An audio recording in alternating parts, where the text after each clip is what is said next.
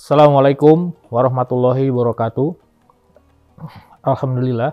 Alhamdulillahilladzi arsala rasulahu bihuda wa dinil haq liyudhhirahu 'ala dini kullih walau karihal musyrikun wa kafa billahi syahida. Asyhadu an la ilaha illallah wa asyhadu anna Muhammadan abduhu wa rasuluhu nabiyya ba'da. Pertama-tama marilah kita panjatkan puji serta syukur kita kehadirat Allah Subhanahu wa taala, di mana di pagi yang cerah ini kita bisa berjumpa di dalam sebuah acara kajian khusus di bulan Ramadan ini, di mana di bulan yang penuh berkah ini, di bulan yang penuh mulia ini, kita akan mencoba membahas tentang kemenangan-kemenangan yang diberikan Allah kepada umat Islam, yang menunjukkan betapa di bulan Ramadan ini disebut dengan bulan kemenangan atau bulan kemuliaan. Disebut bulan kemuliaan karena selain Allah memang menetapkan bulan ini sebagai bulan yang mulia, nah, setiap manusia yang diangkat kemuliaannya di bulan ini, maka bisa dipastikan orang itu selain mendapatkan kemuliaan, juga kita bisa lihat di dalam sebuah sejarah di masa lalu, bagaimana ketika Allah memuliakan manusia di bulan Ramadan ini, maka yang kita lihat kemuliaannya itu sangat luar biasa. Bukan saja mulia dalam arti kata sifat, bukan saja mulia dalam arti kata statusnya, tapi mulia di sini adalah dengan kemuliaannya itu dia bisa merubah sesuatu menjadi lebih baik lagi. Bahkan dia bisa merubah sebuah perjalanan sejarah. Bahkan dia bisa bukan saja merubah perjalanan sejarah, tapi dia bisa menggenggam dunia ini beserta seisinya. Kita bisa lihat di dalam sejarah bagaimana ketika Rasulullah dulu diutus di sebuah tempat yang bernama Jazirah Arab, di mana pada waktu Rasulullah itu diutus, di situ kondisinya sangat, boleh dibilang sangat jahiliyah, atau jahiliyah itu disebut dengan zaman yang penuh dengan kerusakan, dan disitulah serusak-rusaknya manusia dan peradaban itu ada di situ pada waktu itu. Nah, dan pada waktu itu kita bisa lihat bagaimana rusaknya kondisi di saat Rasulullah itu belum diangkat menjadi Rasul. Di sana kita bisa lihat kehidupan sehari-harinya yang disebut dengan masyarakat jahiliyah itu jauh sekali dari nilai-nilai agama, jauh sekali dari nilai-nilai akhlak dan lain sebagainya. Di sana seakan-akan nilai-nilai moral manusia itu sudah jatuh pada tingkat yang begitu rendah.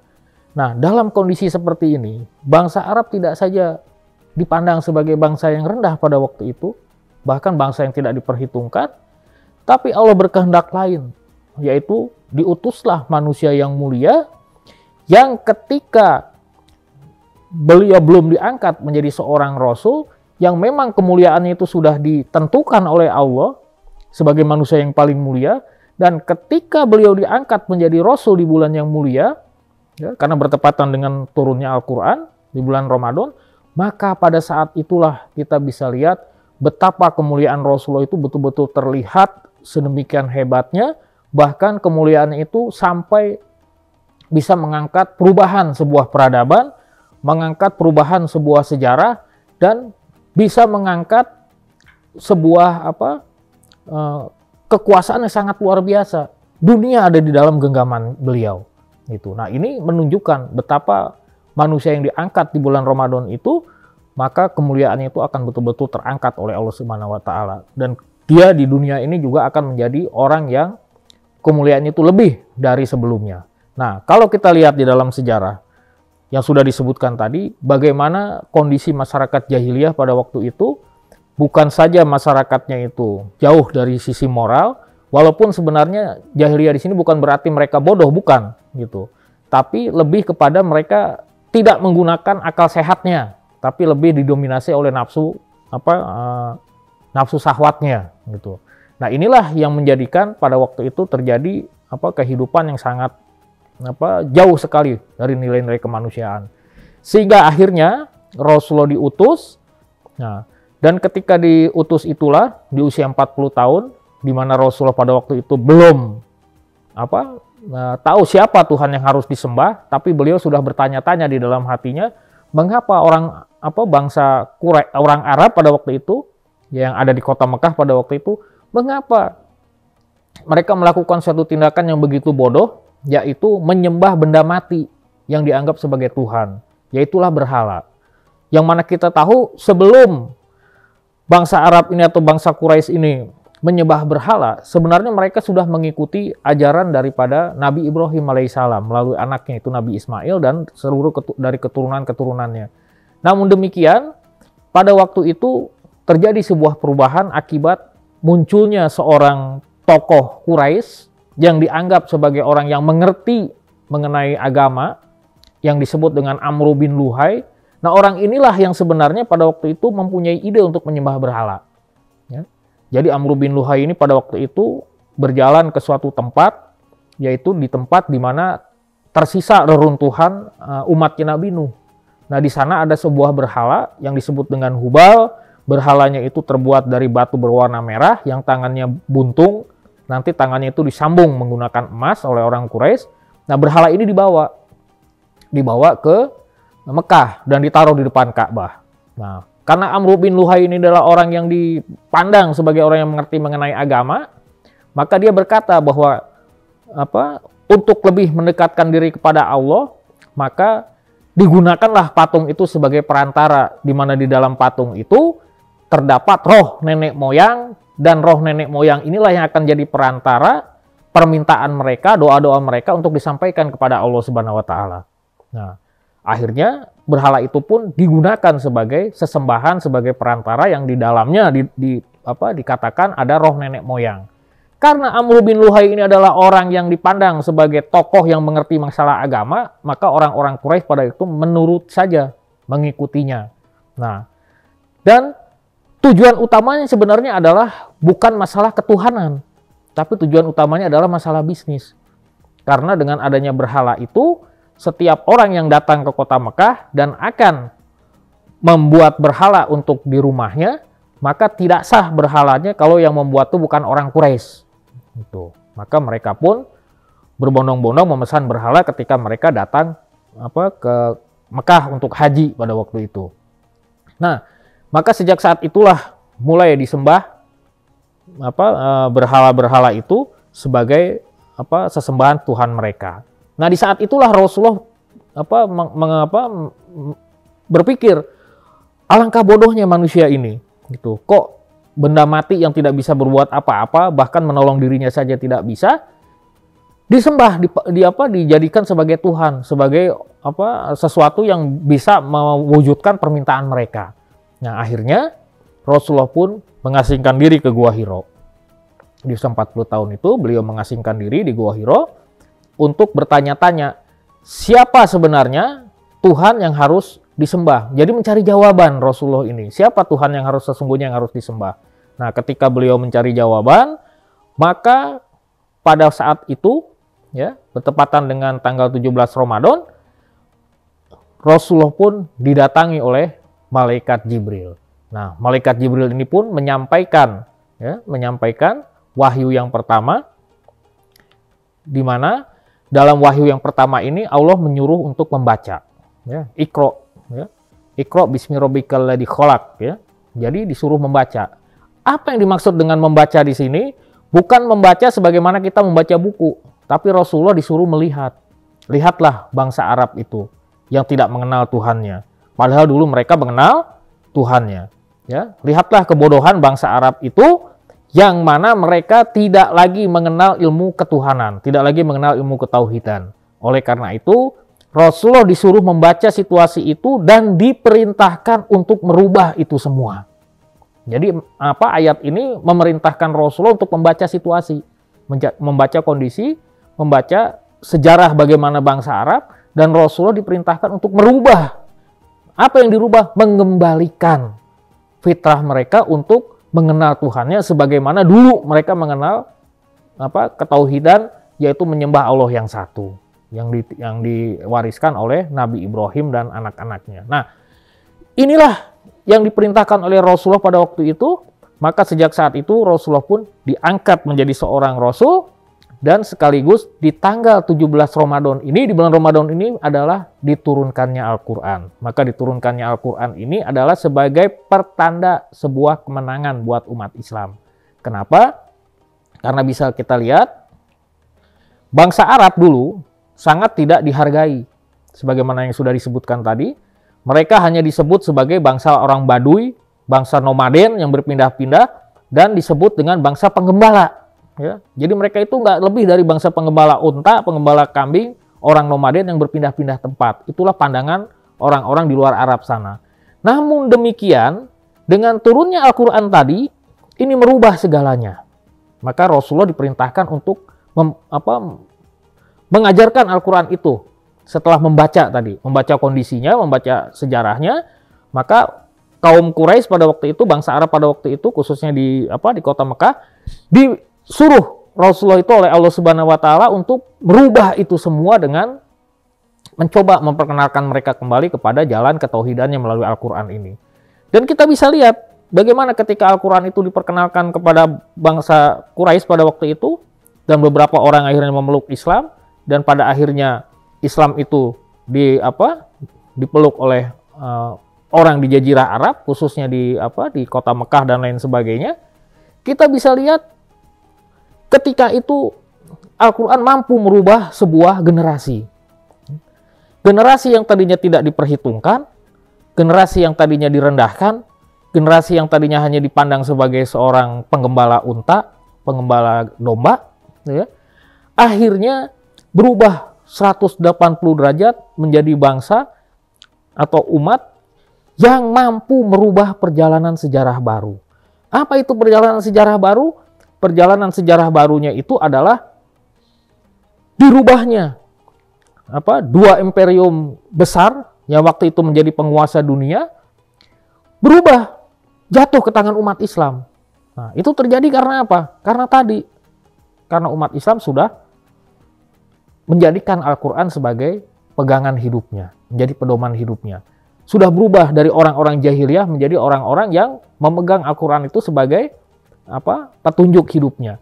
Sehingga akhirnya kita bisa lihat orang-orang yang tadinya tidak diperhitungkan, yang direndahkan, mampu merubah perjalanan sejarah. Dua imperium besar ini berhasil ditundukkan.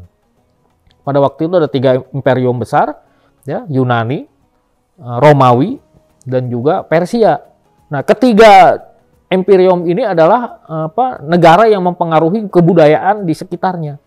Nah, itulah akhirnya Allah berkehendak supaya Rasulullah dengan Islamnya, dengan Al-Qur'annya diperintahkan untuk memangkas pengaruh ketiga imperium ini. Gitu. Maka dirubahlah pada waktu itu 3 imperium ini menjadi tidak lagi menjadi penguasa dunia, tapi Islamlah yang akhirnya menjadi penguasa dunia. Nah, itu menunjukkan kepada kita betapa sebuah generasi itu dibagi menjadi 3. Yang pertama adalah generasi penonton sejarah. Nah, ini adalah generasi yang kerjanya hanya menjadi penonton. Dia seperti orang yang nonton di stadion sepak bola. Ya. Dia hanya bisa teriak-teriak, dia hanya bisa memberi pengarahan dan lain sebagainya, tapi dia sendiri tidak bermain bola. Gitu. Dan belum tentu dia bisa main bola dan mengerti permainan sepak bola. Tapi dia hanya berteriak-teriak seakan-akan dia yang mengerti. Nah, ini generasi penonton sejarah seperti begini. Ya. Bahkan mereka tidak peduli apakah Islam itu hancur, apakah Islam itu mulia dan lain sebagainya. Dia tidak peduli. Dia hanya mempedulikan dirinya sendiri. Ya. Inilah generasi yang paling banyak saat sekarang ini. Tidak peduli dengan lingkungan, tidak peduli dengan kondisi dan lain sebagainya. Dia hanya memikirkan dirinya sendiri. Nah, yang selanjutnya adalah generasi beban sejarah. Nah, ini yang nggak boleh kita jadi generasi seperti ini. Apa itu generasi beban sejarah? Ya, itulah generasi yang tadi dicontohkan di zaman Rasulullah sebelum Rasulullah diangkat menjadi Rasul. Yaitu generasi yang dicatat dengan tinta hitam sebagai orang-orang yang ikut merusak sejarah. Merusak peradaban. Nah, ini banyak waktu dulu ya. Bagaimana di dalam sejarah itu orang-orang yang tercatat sebagai orang-orang yang memberikan sebuah sumbangsi, tapi sumbangsi kerusakan, sehingga namanya dicatat sebagai dengan tinta hitam. Nah, ini generasi yang harus kita jadikan contoh. Apa itu? Generasi pembuat perjalanan sejarah baru. Nah, inilah generasi yang harus kita jadikan sebagai panutan, sebagai contoh. Itulah generasi terbaik yang pernah lahir di zaman Rasulullah, di mana generasi Qur'ani ketika Quran sudah menjadi pedoman hidup mereka, menjadi petunjuk mereka, maka mereka tadi mampu membuat perjalanan sejarah baru, bahkan mampu membuat peradaban sejarah baru. Gitu. Islam menjadi terkenal, ya, dari ujung dunia barat sampai ke timur.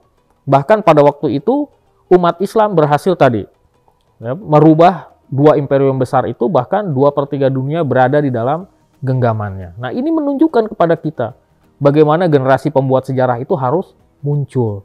Nah, untuk muncul menjadi generasi pembuat sejarah itu, maka jadikanlah Al-Quran itu sebagai pedoman hidup kita. Mengapa? Karena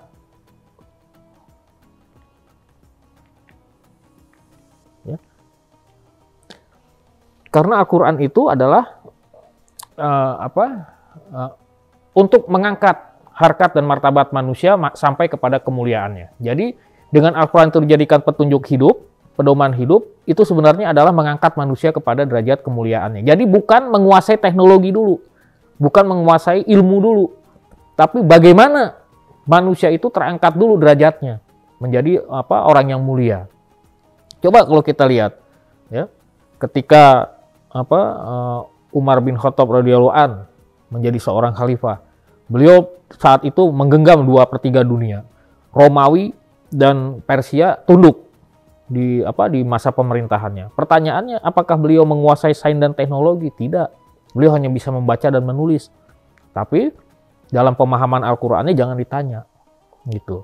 Nah, akhirnya dengan kemuliaannya itulah beliau mampu menggenggam 2/3 dunia itu. Kalau bicara teknologi, kita sudah selesai. Ya.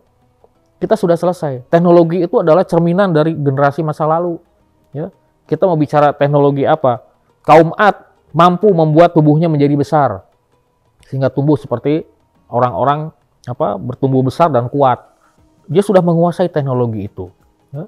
Terus kaum Samud yang bisa memahat batu sehingga menjadi bangunan-bangunan megah. Dia sudah menguasai teknologi pahat. Dan saya yakin batu-batu itu pasti tidak dipahat begitu saja. Pasti dia menemukan teknologinya untuk membuat batu itu menjadi mudah untuk dipahat dan lain sebagainya. Nah, terus berbicara masalah sains dan teknologi lainnya, ternyata banyak literatur-literatur yang saat sekarang ini harus diungkap bahwa di masa lalu itu sebenarnya teknologi itu sudah demikian majunya. Nah, itu kalau kita bicara teknologi sudah selesai.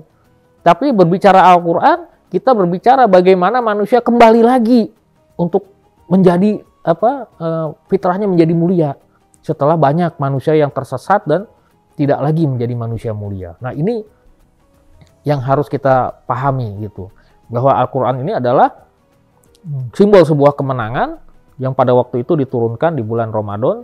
Nah, maka di bulan Ramadan ini disebut bulan kemenangan karena dengan turunnya Al-Quran itulah manusia atau umat Islam pada waktu itu mendapatkan kemenangannya, yaitu mampu lahir menjadi generasi pembuat perjalanan sejarah baru.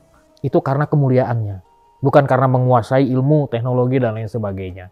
Nah, maka itu di bulan yang mulia ini kita diperintahkan untuk banyak-banyak bertilawah, membaca Al-Quran. Untuk apa? Selain mendekatkan diri kepada Allah, juga untuk mensucikan hati kita, dan untuk tadi menaikkan derajat kemuliaan kita. Dan mudah-mudahan dengan derajat kemuliaan itu nanti setelah Ramadan selesai, sudah Ramadan berlalu, kita akan mendapatkan sebuah peningkatan. Peningkatan apa? Banyak peningkatannya. Peningkatan keimanan, peningkatan ibadah, bahkan peningkatan taraf hidup dan lain sebagainya. Itu bisa terjadi ketika Allah sudah mengangkat kemuliaan kita. Yang mudah-mudahan di bulan Ramadan yang penuh berkah ini Allah angkat kemuliaan kita itu tadi. Nah itu ya. Lalu di bulan Ramadan juga selain turunnya Al-Quran juga dirubahnya kiblat umat Islam yang tadinya berkiblat ke Masjidil Aqsa atau Baitul Maqdis, dirubah kiblatnya menjadi kiblat ke Masjidil Haram atau ke Ka'bah. Nah, berubahnya kiblat ini bukan sekedar menyimbolkan berubahnya arah kiblat ibadah, ya. Karena pada waktu itu memang kenapa Masjidil Aqsa yang dijadikan kiblat atau Baitul Maqdis yang dijadikan kiblat? Karena memang di sanalah diturunkannya para nabi-nabi dan di sanalah simbol dari perjuangannya para nabi-nabi dalam menegakkan ketauhidan tadi. Nah, maka itu dijadikan sebagai simbol atau kiblat ibadah pada waktu itu. Namun demikian, ya, berubahnya kiblat ini juga menjadi perubahan dimensi politik nantinya. Ya, bukan saja dimensi ibadah. Karena pada waktu itu ketika berada di Madinah, keberadaan orang Yahudi yang pada waktu itu sangat provokatif, ya, karena mereka ingin menghancurkan umat Islam dengan provokasinya itu. Salah satu provokasinya yang mereka lakukan adalah mereka mengatakan Islam katanya agama baru. Islam katanya agama yang mulia. Tapi kenapa kok kiblat ibadahnya mengikuti kiblat ibadahnya orang Yahudi? Gitu. Nah, maka untuk menghindari provokasi ini, Rasulullah pun memohon kepada Allah supaya kiblatnya itu tidak sama dengan kiblatnya orang Yahudi. Maka pada waktu itu Allah pun memerintahkan untuk memindahkan kiblat umat Islam, yaitu berkiblat ke Masjidil Haram atau ke Ka'bah. Ya. Nah, maka sejak saat itu tidak ada lagi kemiripan, tidak ada lagi kesamaan antara kiblat ibadahnya orang Yahudi dengan kiblat ibadahnya orang kaum muslimin pada waktu itu. Nah, ini disebut kemenangan. Kenapa? Karena tadi dimensi politiknya yang kita lihat, bahwa sejak berpindahnya kiblat ini, maka kiblat sejarah perjuangan para nabi tidak lagi berkiblat kepada kepada Masjidil Aqsa. Itu hanya bersifat sejarah gitu. Sejarah perjuangan. Tapi kiblatnya perjuangan para nabi pada waktu itu dalam menegakkan ketauhidan sudah berubah, yaitu ke Masjidil Haram gitu ya. Walaupun dari segi kemuliaan tetap Masjidil Aqsa dalam kemuliaannya, karena itu adalah simbol kejayaan. Tapi simbol ibadah, ya, simbol perjuangan ketauhidan dalam hal ibadah kepada Allah Subhanahu wa Ta'ala, itu dimensi politiknya jadi berubah. Sehingga para nabi-nabi, terutama keturunannya Nabi Ibrahim, itu berpindah kiblatnya, tidak lagi kiblat ibadahnya tidak lagi berkiblat kepada Masjidil Aqsa, tapi berkiblat kepada Masjidil Haram. Nah, ini berarti dimensi politiknya sudah berubah dari Baitul Maqdis kepada Masjidil Haram pada waktu kepada Ka'bah. Nah, setelah berubah kiblat ini, maka umat Islam pada waktu itu tidak lagi sama ya ibadahnya dengan kiblatnya orang Yahudi. Dan ini juga menunjukkan kepada kita bahwa Rasulullah itu Shallallahu Alaihi Wasallam itu adalah penutup dari semua nabi dan penyempurna dari semua nabi, dan ini menunjukkan bahwa kitab suci Al-Quran dan ajaran Islam ini berlaku di setiap zaman. Ya. Makanya Al-Quran itu berisi masa lalu dan juga berisi masa yang akan datang. Itu kajiannya, isinya. Kenapa? Karena Al-Quran itu ya seakan-akan ya diturunkan di setiap zamannya. Jadi Al-Quran itu berbicara di setiap zaman. Nah, ini keistimewaannya. Berbeda dengan kitab-kitab terdahulu yang berbicaranya itu hanya di masa zamannya saja. Pada masa umat itu diturunkan, nabi maupun kitab suci itu. Tapi Al-Quran seakan-akan diturunkan di setiap zaman. Jadi dia berbicara di zaman apa saja ada gitu. Nah, ini keistimewaannya. Kita ambil contoh seperti di zaman Nabi Musa umpamanya, ya, yang mana di dalam kitab Taurat diceritakan mungkin mujizat-mujizatnya ya, seperti mujizat merubah tongkat menjadi ular ya, bagaimana mengalahkan ular-ularnya tukang sihir Fir'aun ya, yang mana ular-ular itu dimakan oleh ularnya Nabi Musa, bahkan menceritakan bagaimana Nabi Musa membelah laut ya. Nah, itu diceritakan di dalam kitab Taurat ya, dikisahkan di kitab Taurat, dan kitab Taurat itu hanya berlaku untuk kaum Bani Israel pada waktu itu, di zaman itu ya. Memang di zaman itu Nabi Musa alaihissalam adalah orang yang paling mulia di zaman itu ya. Karena tidak ada orang yang lebih mulia daripada Nabi Musa ya pada waktu itu, karena Nabi Musa adalah satu-satunya manusia yang bisa berdialog dengan Allah dan juga diberi mukjizat yang sangat luar biasa itu ya. Tapi itu hanya di zaman itu gitu. Atau kita lihat lagi di zaman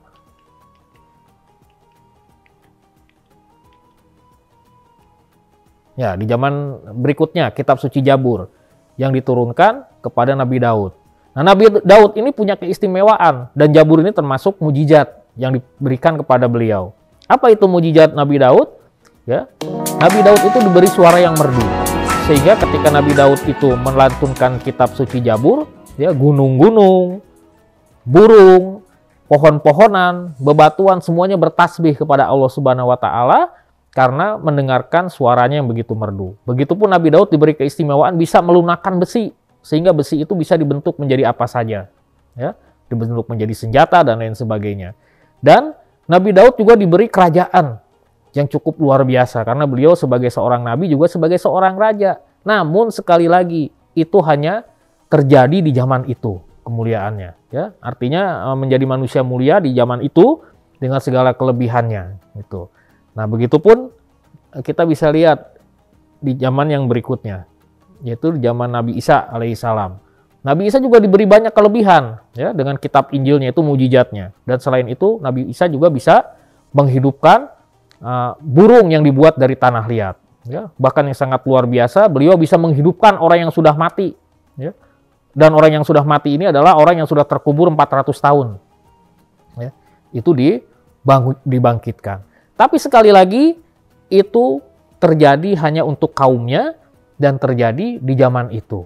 Tapi Rasulullah dengan Al-Qur'annya tadi, ya, seakan-akan itu terjadi di setiap zamannya. Coba apa yang tidak tercantum di dalam Al-Qur'an di zaman ini, di zamannya, ya.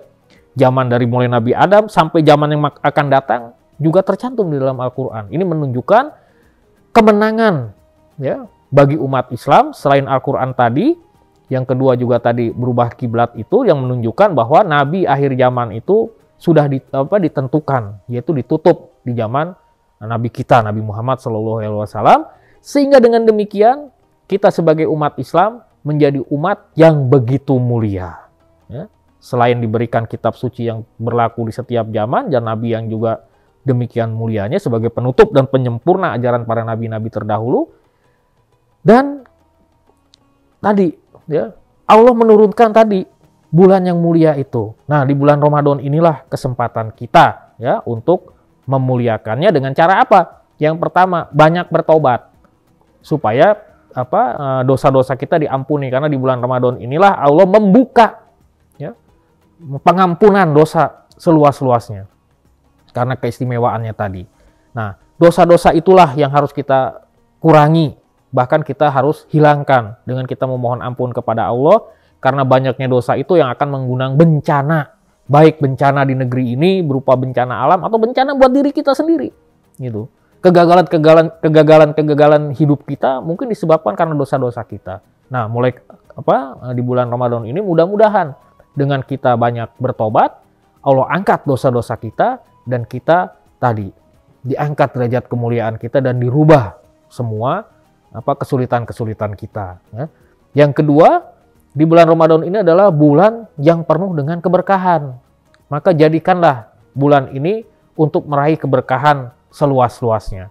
Dan juga di bulan Ramadan ini adalah bulan di mana kita diperintahkan untuk mencari pahala tanpa batas.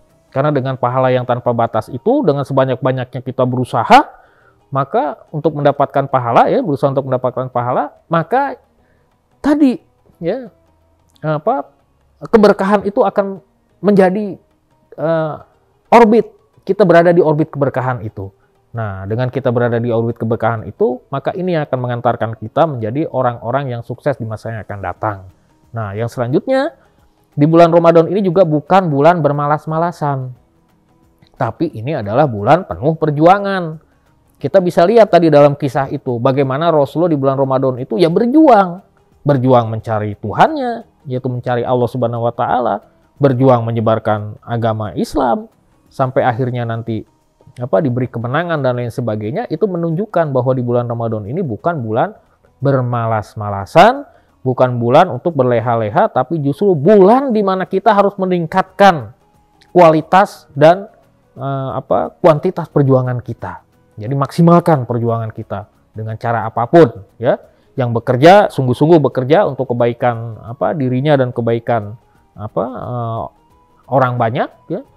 Dan mungkin yang punya profesi lain sesuai dengan profesinya untuk meningkatkan kebaikan-kebaikan dengan profesinya itu. Nah, mudah-mudahan itulah yang akan menjadikan bulan perjuangan itu nanti menghasilkan sesuatu yang baik.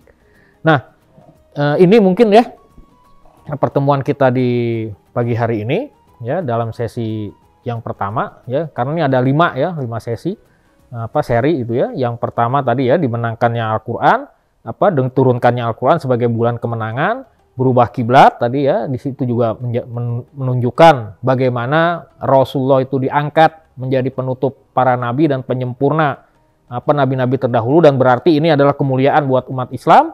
Nanti yang ketiga mungkin banyak di bulan Ramadan itu peperangan-peperangan, beberapa peperangan yang dimenangkan oleh umat Islam, baik ketika Rasulullah masih hidup bersama mereka atau umat Islam Rasulullah sudah tidak bersama para sahabat pada waktu itu. Nah, ini juga banyak terjadi di bulan Ramadan. Beberapa hal akan terjadi peperangan di bulan Ramadan yang menunjukkan betapa kemenangan dalam peperangan itu akibat dari kemuliaan atau efek dari kemuliaan orang-orang yang terlibat di dalamnya. Nah, jadi itu. Ya, baik, itu saja mungkin yang bisa saya sampaikan. Kurang lebihnya mohon maaf ya. Akhir kata ya, saya sekali lagi mengucapkan permohonan maaf karena mungkin ada yang salah, itu datangnya dari diri saya pribadi sebagai manusia, dan kalau ada yang benar itu datangnya dari Allah Subhanahu wa taala. Sekian, assalamualaikum warahmatullahi wabarakatuh.